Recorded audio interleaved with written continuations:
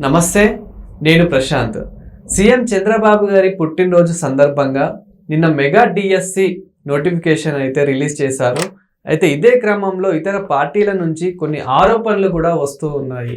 So ఇది ఏ విధంగా ఉండబోతుంది, ఎలా ఉండబోతుంది అనేది అయితే తెలుసుకుందాం. దీని గురించి అయితే మాట్లాడేందుకు ప్రస్తుతం మనతో పాటు సీనియర్ పొలిటికల్ అనలిస్ట్ డివిఎస్ గారు ఉన్నారు. నమస్తే అండి. నమస్తే సార్. నిన్న మెగా డిఎస్సి నోటిఫికేషన్ అయితే రిలీజ్ చేశారు సీఎం చంద్రబాబు గారి పుట్టినరోజు సందర్భంగా. అయితే ఇదే క్రమంలో కొంచెం ఆరోపణలు కూడా వస్తూ ఉన్నాయి. సో ఫ్యూచర్లో మరి ఎలా ఉండబోతుంది?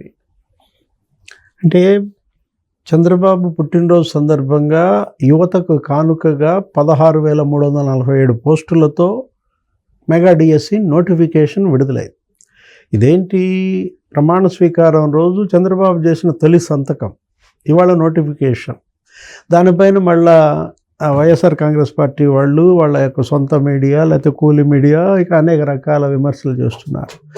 ఏది 27,333 పోస్టులు ఉన్నాయి, వీళ్ళేమో 16,347 పోస్టులకే ఇప్పుడు నోటిఫికేషన్ ఇచ్చారు అంటున్నారు. మరి జగన్మోహన్ రెడ్డి ఇచ్చిన నోటిఫికేషన్ గురించి 27,333 పోస్టులు ఉంటే జగన్మోహన్ రెడ్డి మరి 6,000 పోస్టులకి ఎందుకు ఇచ్చాడు నోటిఫికేషన్? అప్పుడు 27,000 ఉన్నాయని ఆయనకి తెలీదా? అంటే మీరిచ్చిన 6,000 నోటిఫికేషన్ కన్నా ఇప్పుడు వీళ్ళు ఇచ్చినటువంటి 16,347 పోస్టుల నోటిఫికేషన్ మరి వాళ్ళ మేలు కాదా? మీకన్నా 10,000 ఎక్కువ పోస్టులు భర్తీ చేస్తుంటే అభినందించాల్సింది పోయి ఇప్పుడు జగన్మోహన్ రెడ్డి సొంత చెల్లే తిట్టింది. షర్మిల మెగా డిఎస్సి అన్నాయి, దగా డిఎస్సి చేసావని. అది కూడా ఎప్పుడు ఇచ్చాడు జగన్మోహన్ రెడ్డి? 5 ఏళ్ళు. అంతా అయిపోయిన తర్వాత ఎన్నికలకు ముందు కోడ్ రాబోయే 2 నెలల ముందు ఇచ్చి 4 రోజులే గడువు ఇచ్చి పరీక్ష పెడతానంటే ఇప్పుడు వాళ్ళు విద్యార్థులు తయారవ్వాలన్నా ఎగ్జామ్ రాయాలన్నా కనీసం 3 నెలలు గడువు ఉండాలి. నువ్వు కనీసం 4 రోజులు కూడా ఇవ్వకుండా అసలు ఏంటి, దగ్గర మరి 150 పుస్తకాలు చదవాలి అని ఎవరు తిట్టారు? షర్మిల తిట్టింది. ఎవరిని? జగన్మోహన్ రెడ్డిని. ఇప్పుడు వీళ్ళు ఈ విధమైనటువంటి విమర్శల ద్వారా ఏంటి, వాళ్ళ పాత చరిత్ర గుర్తు చేస్తారు అనవసరంగా. ఇప్పుడు మళ్ళా ఏమంటారు, ఏదో డిగ్రీ 50% మార్కులు రావాలి, పీజీ 55% మార్కులు రావాలనే నిబంధన పెట్టారు.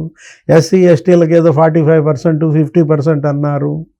ఎస్జిటి కూడా ఈ నిబంధన వర్తింపజేశారు. ఇలా రకరకాలుగా కోడిగుడ్డు మీద ఈకలు పీకినట్టుగా పీకుతుంటే వాళ్ళ విద్యార్థులు చదువుకుంటున్నారు. మొత్తం కోచింగ్ సెంటర్లన్నీ కూడా బ్రహ్మాండంగా కళకళలాడుతున్నాయి.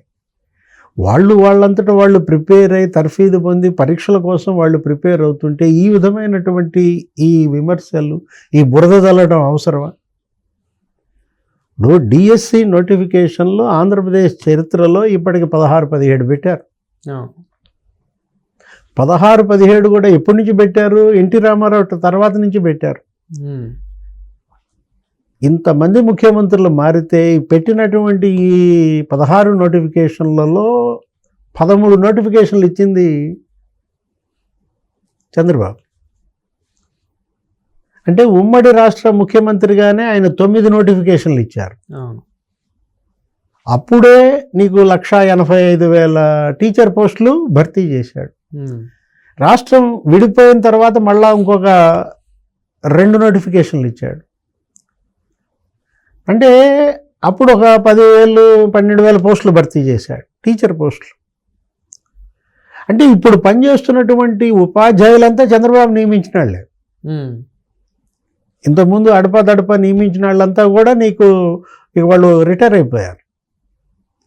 ఒక డిఎస్సి నోటిఫికేషన్ ద్వారా ఉపాధ్యాయుల ఎంపిక అనే ఒక పారదర్శక విధానాన్ని తీసుకొచ్చి పరీక్షలు పెట్టి బ్రహ్మాండంగా టీచర్లని ఇంతమందిని, ఇన్ని లక్షల మందిని నియమిస్తే హర్షించాల్సింది పోయి, అభినందించాల్సింది పోయి ఇప్పుడు ఇది 13వ నోటిఫికేషన్.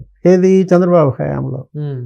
అంటే ఇది కూడా కనుక భర్తీ అయినట్లయితే దగ్గర 2,25,000 మంది టీచర్లను ఆయన నియమించినట్టు.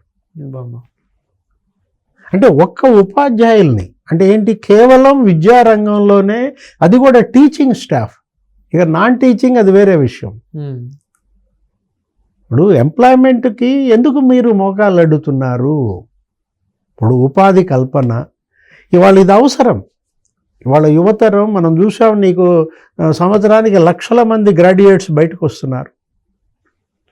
వాళ్ళకి ఉపాధి కోసం ఇతర ప్రాంతాలకు వలసపోతున్నారు. ఇక్కడ ఎంప్లాయ్మెంట్ లేక. ఆంధ్రప్రదేశ్లో ఇవాళ నిరుద్యోగం 30% ఉంది. పట్టభద్రుల నిరుద్యోగిత అంటే గ్రాడ్యుయేట్స్లో అన్ఎంప్లాయ్మెంట్ 30%. జాతీయంగా నీకు చూసుకుంటే నిరుద్యోగిత పట్టభద్రుల్లో నీకు కేవలం 15%, 17%. ఎక్కడ జాతీయ సగటు, ఎక్కడ ఆంధ్రప్రదేశ్ సగటు, దానికన్నా రెట్టింప. ఇంతగా నిరుద్యోగాన్ని పెంచిన క్రెడిట్ జగన్మోహన్ రెడ్డిదే. మొత్తం పరిశ్రమలన్నీ తరిమేశాడు. గవర్నమెంట్ సెక్టార్లో ఉద్యోగాలన్నీ భర్తీ చేయలేదు. ఇచ్చిన హామీలేమీ నెరవేర్చలేదు. బ్యాక్లాగ్ పోస్టులు 2.5 లక్షలు భర్తీ చేస్తా అన్నాడు, ఒక్కటి భర్తీ చేయలే. అదేమంటే వాలంటీర్స్ అంటాడు. 5,000 రూపాయలు నెలకి జీతం ఇచ్చి వాలంటీర్లు వాళ్ళే నాకు లక్షలాది నియామకాలు చేశానంటాడు.